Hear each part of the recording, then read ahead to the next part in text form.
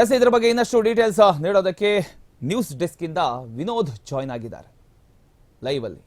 S Vinod, ಈಗ ಈ ಉಪಚುನಾವಣೆಯ ವಿಚಾರಕ್ಕೆ ಸಂಬಂಧಪಟ್ಟ ಹಾಗೆ ಒಂದು ದೊಡ್ಡ ಕಿತ್ತಾಟಗಳು, ಚರ್ಚೆಗಳು ನಡೀತಾ ಇದೆ. ಇದರ ಜೊತೆಗೆ ಈಗ ರಣದೀಪ್ ಸಿಂಗ್ ಸುರ್ಜೇವಾಲಾ ಅವರು ಆಗಮಿಸಿದ್ದಾರೆ, ಎಂಟ್ರಿ ಕೊಟ್ಟಿದ್ದಾರೆ. ಇವತ್ತು ಒಂದಿಷ್ಟು ವಿಚಾರಗಳ ಬಗ್ಗೆ ಚರ್ಚೆ ನಡೆಯುತ್ತೆ. ಯಾವ ವಿಚಾರಗಳ ಬಗ್ಗೆ ಚರ್ಚೆ ನಡೀಬಹುದು? ಇವಾಗ ರಣದೀಪ್ ಸಿಂಗ್ ಸುರ್ಜೇವಾಲಾ ಅವರು ಈ ಕಚ್ಚಾಟಗಳಿಗೆಲ್ಲ ಕಡಿವಾಣ ಹಾಕಬಹುದಾ ಅಂತ?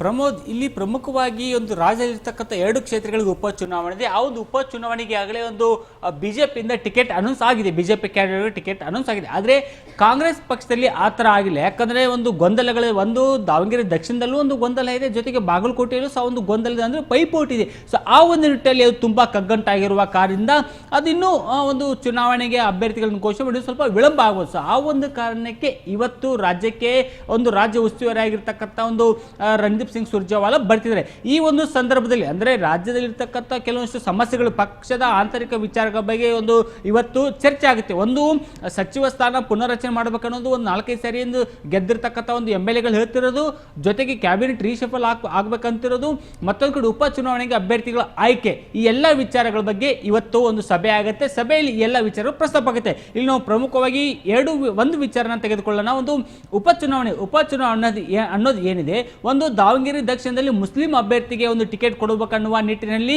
ಒಂದು ಜಮೀರ್ ಅಹಮದ್ ಆಗಲಿ ಮತ್ತೆ ಕಾಂಗ್ರೆಸ್ ಮುಖಂಡರು ಒಂದು ಸಾಕಷ್ಟು ಒತ್ತಡವನ್ನು ಹೇರ್ತಿದ್ದಾರೆ, ಒಂದು KPCC ಅಧ್ಯಕ್ಷರಿಗೆ ಮತ್ತೆ ವರಿಷ್ಠರ ಮಟ್ಟದಲ್ಲಿ. ಅದೊಂದು ಕಡೆ ಆದರೆ ಇನ್ನು ಬಾಗಲಕೋಟೆಯಲ್ಲಿ ಸಹ ಒಂದು ಅಷ್ಟೇ ಪೈಪೋಟಿ ಇದೆ. ಯಾಕಂದ್ರೆ ಒಂದೇ ಕುಟುಂಬದ 3 ಜನ ಒಂದು ತಂದೆಯ ಸ್ಥಾನಕ್ಕೆ ಒಂದು ಚುನಾವಣೆ ನಿಲ್ಲಬೇಕನ್ನುವ ನಿಟ್ಟಿನಲ್ಲಿ ಒಂದು ಹಠವನ್ನು ತೊಟ್ಟು ತಮ್ಮ ಒಂದು ನಿರ್ಧಾರವನ್ನು ಸಡಿಲಿಸದೇ ನಾವು ಚುನಾವಣೆ ನಿಲ್ತೀವಿ ಅಂದ್ಬಿಟ್ಟು ಅಂದ್ರೆ HY ಮೇಟಿ ಅವರ ಪುತ್ರಿ ಆಗಿರ್ತಕ್ಕಂಥವ್ರು ತುಂಬಾ ಪೈಪೋಟಿ ನಡೆಸಿದ್ದಾರೆ.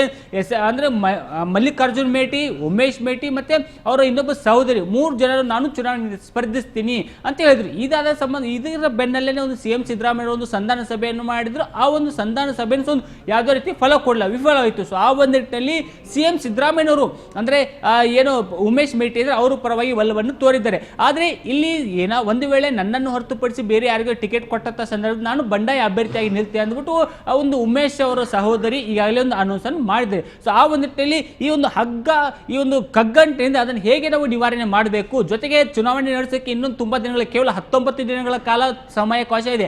ಆ ಒಂದು ಸಮಯದಲ್ಲಿ ಒಂದು ಚುನಾವಣೆಯನ್ನು ಹೇಗೆ ನಡೆಸಬೇಕು, ಜೊತೆಗೆ ಅಭ್ಯರ್ಥಿಗಳನ್ನು ಒಂದು ವೇಳೆ ಹೆಸರು ಘೋಷಣೆ ಆದಂಥ ಸಂದರ್ಭದಲ್ಲಿ ಅತೃಪ್ತರ ಬಂಡಾಯ ಹೇಳುವ ಸಾಧ್ಯತೆಗಳಿರುತ್ತಲ್ಲ, ಒಂದು ಪಕ್ಷದ ನಾಯಕರುಗಳಾಗಲಿ ಜೊತೆಗೆ ಕುಟುಂಬದವರೇ ಆಗಲಿ. ಸೊ ಆ ಒಂದು ಎಲ್ಲ ವಿಚಾರಗಳ ಬಗ್ಗೆ ಇವತ್ತು ಚರ್ಚೆ ಮಾಡಲಿಕ್ಕೆ ರಾಜ್ಯಕ್ಕೆ ಅಂದ್ರೆ ಸುರ್ಜೇವಾಲಾ ಅವರು ಬರ್ತಿದ್ದಾರೆ. ಸೊ ಹಾಗಾಗಿ ಇವತ್ತಿನ ಸಭೆಯಲ್ಲಿ ಏನಾಗುತ್ತೆ, ಒಂದು ವೇಳೆ ಸುರ್ಜೇವಾಲಾ ಅವರು ಕೊಡ್ತಕ್ಕಂಥ ಒಂದು ಫಾರ್ಮುಲಾ ಅಂತ ಒಂದು ಸೂಚನೆಗಳನ್ನ ಧಿಕ್ಕರಿಸ್ತಾರ, ಅಂದರೆ ದಾವಣಗೆರೆಯಲ್ಲಿ ಆಗಿರಲಿ ಜೊತೆಗೆ ಬಾಗಲಕೋಟೆಯಲ್ಲಿ ಆಗಿರಲಿ. ಯಾಕಂದರೆ ದಾವಣಗೆರೆಯಲ್ಲಿ ಮುಸ್ಲಿಂ ಓಟು ಸುಮಾರು 67,000 ಜನಗಳಿದ್ದಾರೆ. ಸೊ ಹಾಗಾಗಿ ಒಂದು ವೇಳೆ ಇವರು ಲಿಂಗಾಯತರಿಗೆ ಅಥವಾ SS ಮಲ್ಲಿಕಾರ್ಜುನ್ ಕುಟುಂಬಕ್ಕೆ ಕೊಟ್ಟಿದ್ದೇ ಆದಲ್ಲಿ ಅಲ್ಲಿ 65,000 ಓಟುಗಳ ಪೈಕಿ ಸಾವಿರಾರು ಓಟುಗಳು ಕೈ ತಪ್ಪುವ ಸಾಧ್ಯತೆಗಳು ಇರುತ್ತೆ. ಸೊ ಈ ವಿಚಾರನೂ ಚರ್ಚೆ ಆಗುತ್ತೆ. ಜೊತೆಗೆ ಮೇಟಿ ಕುಟುಂಬದವರಿಗೆ ಒಂದು ವೇಳೆ ಮೇಟಿ ಕುಟುಂಬದ ಹೊರತುಪಡಿಸಿ ಬೇರೆ ಯಾರಿಗಾದ್ರೂ ಕೊಟ್ಟಂಥ ಸಂದರ್ಭದಲ್ಲಿ ಅದು ಫಲಶ್ರುತಿ ಆಗುತ್ತಾ ಅನ್ನೋದು ಇವತ್ತೆಲ್ಲ ಸಾಧಕ ಬಾಧಕ ಬಗ್ಗೆ ಚರ್ಚೆ ಆಗುತ್ತೆ. ಇನ್ನು ಮತ್ತೊಂದು ಕಡೆ ವರದಿ, ಅಂದರೆ 2 ಕ್ಷೇತ್ರಗಳ ಬಗ್ಗೆ ಒಂದು ಅಧ್ಯಯನ ನಡೆಸಿ ತಂಡವೊಂದು ಆ ಒಂದು ವರದಿಯನ್ನು ಈಗಾಗಲೇ KPCC ಅಧ್ಯಕ್ಷ DK ಶಿವಕುಮಾರ್ ಕೊಟ್ಟಿದ್ದಾರೆ ಎನ್ನುವ ಮಾಹಿತಿಗಳು ಬರ್ತದೆ. ಸೊ ಹಾಗಾಗಿ ಆ ವರದಿ ಬಗ್ಗೆ ಇವತ್ತಿನ ಸಭೆಯಲ್ಲಿ ಚರ್ಚೆ ಆಗಿದೆ.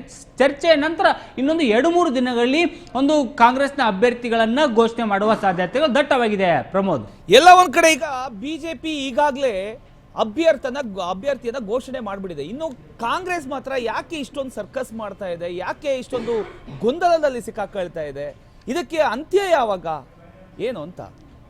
ಪ್ರಮೋದ್, ಇಲ್ಲಿ ಕಾಂಗ್ರೆಸ್ಗೆ ಅಭ್ಯರ್ಥಿಗಳನ್ನ ಹೆಸರು ಘೋಷಣೆ ಮಾಡೋದು 2 ಕಗ್ಗಂಟೆಗಳಿದ್ದಾವೆ. ಒಂದು, ಬಿಜೆಪಿಯವರು ಯಾವ ಅಭ್ಯರ್ಥಿಗಳನ್ನು ಘೋಷಣೆ ಮಾಡ್ತಾರೆ, ಯಾವ ಕಮ್ಯುನಿಟಿ ಅಭ್ಯರ್ಥಿಯನ್ನು ಘೋಷಣೆ ಮಾಡ್ತಾರೆ ಅನ್ನೊಂದು ಕಾದು ನೋಡೋ ಮೊರೆಗೆ ಹೋಗಿದ್ರು. ಜೊತೆಗೆ ಇಲ್ಲಿ ಒಂದು ವೇಳೆ ಯಾವ ಸಮುದಾಯಕ್ಕೆ ಅವರು ಬಿಜೆಪಿಯವರು ಕೊಡ್ತಾರೆ, ಜೊತೆಗೆ ಈಗಾಗಲೇ ಅವರು ಪಕ್ಷದಲ್ಲಿ ಒಳಗೇನೆ ಒಂದು ಕಚ್ಚಾಟಗಳಿದ್ದಾವೆಲ್ಲ, ಅಂದ್ರೆ ಮುಸ್ಲಿಂ ಕ್ಯಾಂಡಿಡೇಟ್ಗಳು ಕೊಡಬೇಕು, ಜೊತೆಗೆ ನಮ್ಮ ಸಮುದಾಯವನ್ನು ನೀವು ಸ್ಟ್ರಾಂಗ್ ಪಡಿಸಬೇಕು ಅನ್ನೋ ನಿಟ್ಟಿನಲ್ಲಿ ಒಂದು ಬಹಿರಂಗವಾಗಿ ಒಂದು SS ಮಲ್ಲಿಕಾರ್ಜುನ್ ಆಗಲಿ ಜೊತೆಗೆ ಜಮೀರ್ ಅಹಮದ್ ಆಗಲಿ ಈ ಒಂದು ಆರೋಪಗಳಿತ್ತು. ಜೊತೆಗೆ ಈ ಒಂದು ಮೇಟಿ ಕುಟುಂಬದಲ್ಲಿ ಒಂದು ನಮಗೆ ಟಿಕೆಟ್ ಬೇಕನ್ನೋ ನಿಟ್ಟಿನಲ್ಲಿ ಏನು ವಾದ ವಿವಾದಗಳಿದ್ದು. ಸೊ ಹೀಗಾಗಿ ಈ ಸಮಸ್ಯೆಗಳನ್ನ ಇತ್ಯರ್ಥಪಡಿಸಿಕೊಂಡು ತದನಂತರ ಒಂದು ಚುನಾವಣೆಗೆ ಅಭ್ಯರ್ಥಿಗಳನ್ನು ಘೋಷಣೆ ಮಾಡೋಣ ಅನ್ನೋದು ಒಂದು ಕಾಂಗ್ರೆಸ್ನ ಮನಸ್ಥಿತಿ.